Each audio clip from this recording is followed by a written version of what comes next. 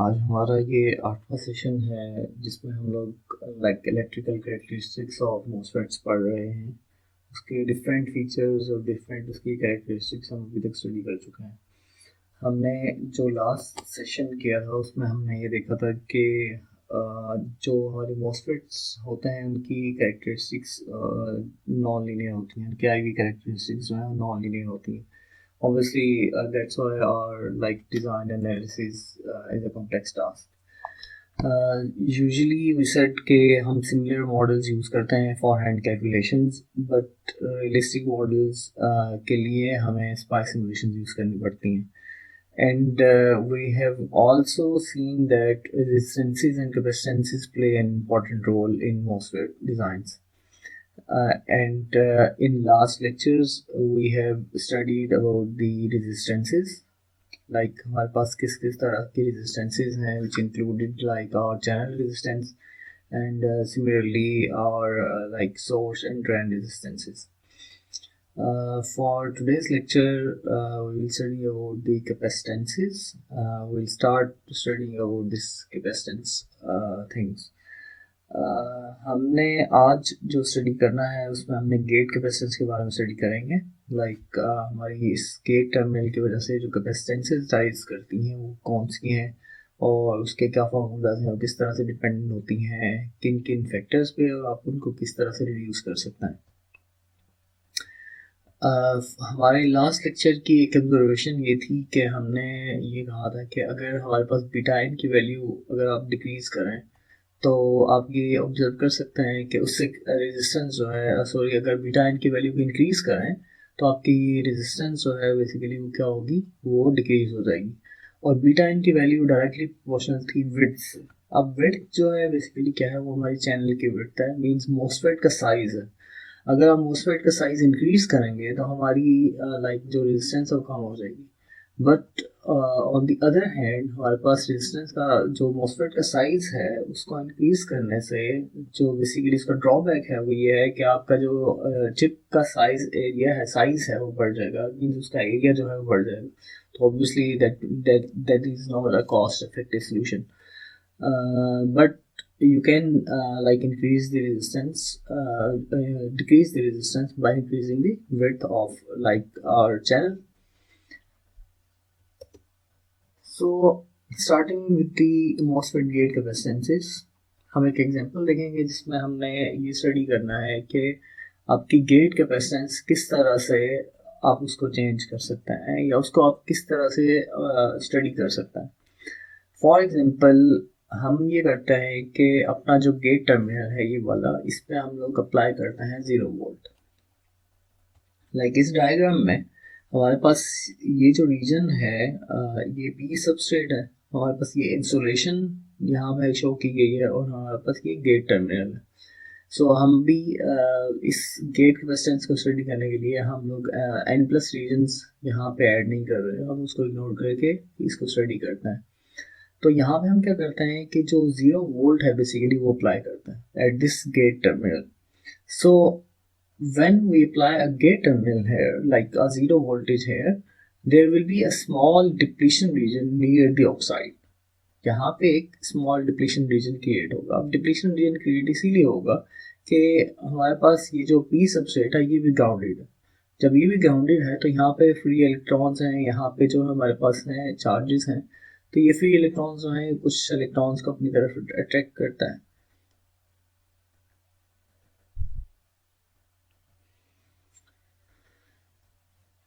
तो ये depletion region जो है बेसिकली वो इसलिए क्रिएट हो रहा है कि यहाँ पे हमारे पास जो वोल्टेज है वो 0 वोल्ट है, तो हमारे पास कुछ इलेक्ट्रॉन जो है वो यहाँ पे प्रेजेंट है इस डिप्लीशन रीजन में। So we can say that there are free carriers in metal and also in p substrate. हमारे पास जो मेटल है, ये जो हमारे पास पॉलीसिलिकॉन मेटल है, यहाँ पे हमारे पास फ्री इलेक्ट्रॉन्स हैं। और सिमिलरली ये जो हमारा पी सबस्ट्रेट है इसमें फ्री होल्स हैं, दोनों जो हैं वो मूव कर सकते हैं, दोनों फ्री कैरियर्स हैं। The free carriers are separated by oxide, these free carriers like epsilon and these holes are separated by two different materials. Like one material is our oxide and the other material is the thickness of this depletion region. So we can say that कि हमारे जो carriers हैं उनको separation करने के लिए हमारे पास ये फुल डिस्टेंस है. लाइक हमारे पास यहाँ पे चार्जेस जो हैं होल्स हैं लाइक H प्लस चार्ज और यहाँ पे हमारे पास नेगेटिव चार्ज है. So we can say that the dimension of this P substrate is width and length. Like this is our length of our channel and this is our like width of our channel. And if we have to calculate the resistance, the capacitance of these the capacitance which rises due to these electrons and these holes, उसके लिए जो formula है वो है basically W dot L like area of this gate terminal and epsilon divided by T oxide plus TD. अब यहाँ पे आपके पास एप्सिलॉन जो है वो बेसिकली क्या है कि वो परमिटिविटी है एंड सिमिलरली T ऑक्साइड और TD जो है हमारे पास वो थिकनेस है of silicon like insulation and thickness of our depletion region. And ये जो हमारे पास एप्सिलॉन है इसको हमें दो डिफरेंट मटेरियल से हमें बेसिकली डिफाइन करना पड़ेगा. दो डिफरेंट मटेरियल से इसलिए डिफाइन करना पड़ेगा कि हमारे पास लाइक एक तो ऑक्साइड है और सिमिलरली दूसरा जो है हमारे पास डिप्लेशन रीजन है. तो हमें बेसिकली इसको सेपरेटली हमें इसको ऑब्जर्व करना पड़ेगा कि इससे क्या इफेक्ट होता है. So we model gate capacitance with two separate capacitances which are in series obviously. We will model this with this capacitance 1 and the other capacitance is this one. So we can say that there is one capacitance which occur due to metal and depletion region like this capacitance here, like due to this metal and depletion region. And similarly, there is another capacitance which occur due to this junction of oxide and this depletion region and this P substrate like this one here. We would name them both like one is CMD like metal and depletion region capacitance and the other one is oxide and P substrate capacitance. If these capacitances are in series, so हम इनकी जो total capacitance है उनको हम इस formula से find कर सकते हैं. लाइक आपको पता है कि जब हमारे पास दो कैपेसिटेंस सीरीज में हो तो हम उसको इस तरह से सॉल्व करते हैं. जब इस तरह से सॉल्व करेंगे तो हमारे पास ये टोटल कैपेसिटेंस आ जाएगी which is like capacitance of CMD and capacitance of COP. And here CMD is given by epsilon oxide and divided by T oxide because ये हमारे पास कैपेसिटेंस इस थिकनेस की वजह से तो हमने यहाँ पे इसको T ऑक्साइड मेंशन किया है. और सिमिलरली हमारे पास इस ऑक्साइड जो हमने यूज़ किया है उसकी हमने एप्सिलॉन यूज़ करना. तो हमारे पास जो CMD है वो है is equal to epsilon oxide divided by T oxide. And similarly COP is equal to epsilon silicon divided by TD. Like this material is obviously silicon, so we will use it as like assemble as SI, and then we have here TD, which is the thickness of our depletion region. And another important factor which we need to mention here is like TD will be a function of VG. Like ये जो हमारे पास VG है इससे हमारा जो depletion region है या like width of depletion region है वो अफेक्ट होगी, वो कांस्टेंट नहीं रहेगी. So for example we can say that if we increase this VG our depletion region will get larger and larger. Like if we increase this voltage from 0 volt to like 0.1 or 0.2 volts, तो हमारी जो depletion region की width है ये increase करती जाएगी unless के it reaches its maximum value. और इस फार्मूला से हम ये ऑब्जर्व कर सकते हैं कि जब हमारी थिकनेस डिप्लीशन रीजन की इंक्रीज करेगी, like TD will increase, the capacitance will become lower and lower. Like जैसे ही हम वोल्टेज बढ़ा रहे हैं, हमारी कैपेसिटेंस जो है वो डिक्रीज कर रही है और वो बेसिकली फॉल कर रही है। So we can also say that the capacitance will reach a minimum value at TD, like TD, which is the maximum width. Like we can say that if we assume कि ये जो TD max है ये हमारे पास maximum depletion width है, तो maximum depletion width पे जो कैपेसिटेंस होगी हमारी इस रीजन की वो मिनिमम होगी। सो इसको अगर हम एक ग्राफ में प्लॉट करना चाहें तो हम इसको इस तरह से प्लॉट कर सकते हैं। यहाँ पे अगर आप ये ऑब्जर्व करें तो हमने जो प्लॉट किया हुआ है वो है Vg versus capacitance per unit area.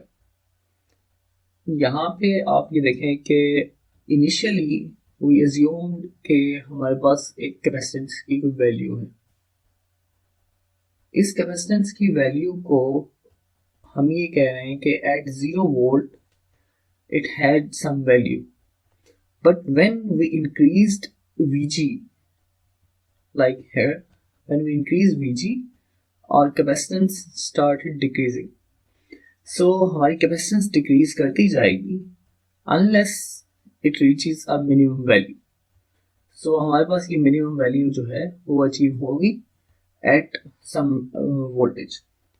अब हम ये देखते हैं कि हमारे पास ये minimum, ये इसकी initial value क्या है। Like for example, we apply a negative voltage, so we will observe कि ये initial values की यहाँ पे क्या आती है।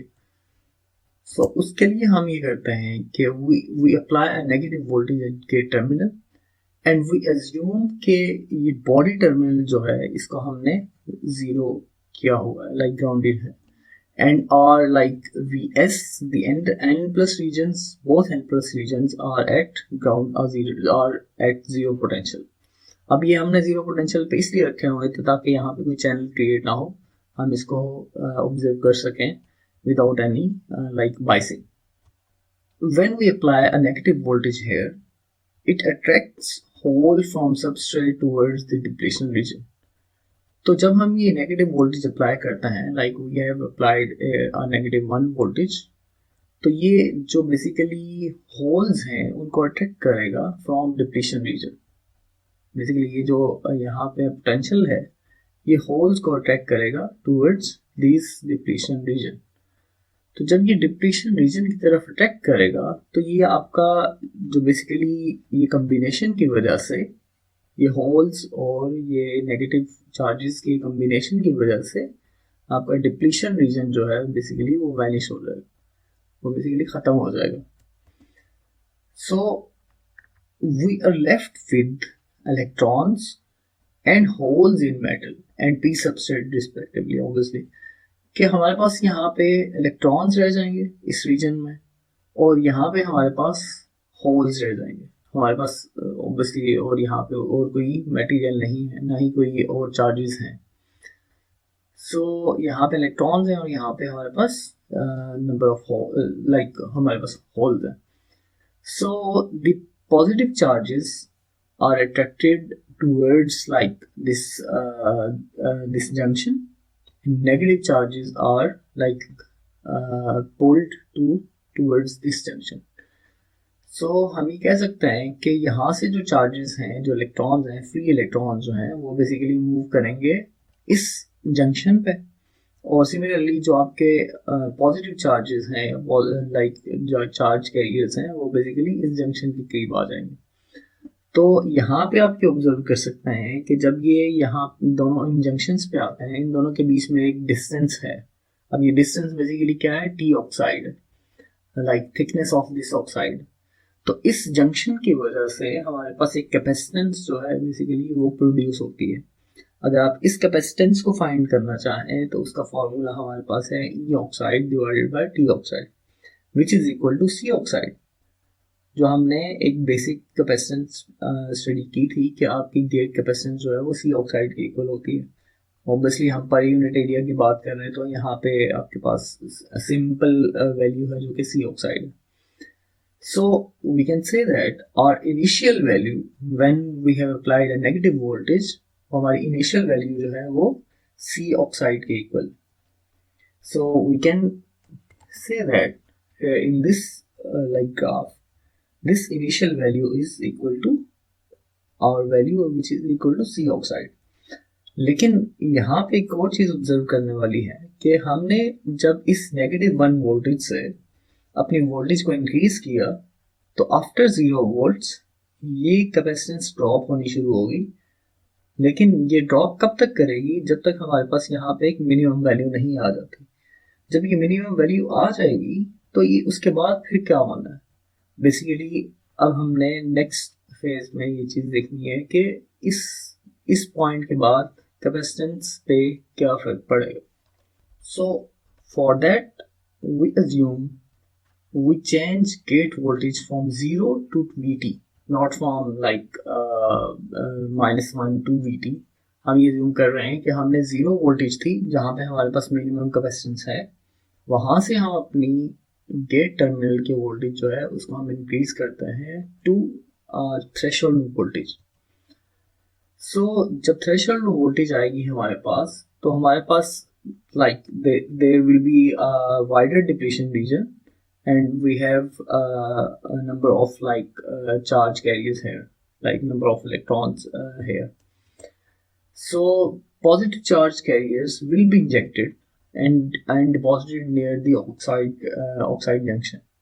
So जब हम यहाँ पे एक पॉजिटिव वोल्टेज अप्लाई करेंगे दैट इज लाइक 0.7 वोल्ट्स या लाइक थ्रेशोल्ड वोल्टेज, तो यहाँ पे जो आपके होल्स जो हैं बेसिकली वो इंजेक्ट हो रहे हैं. लाइक पॉजिटिव वोल्टेज है तो यहाँ पे हमारे पास होल्स इंजेक्ट हो गए.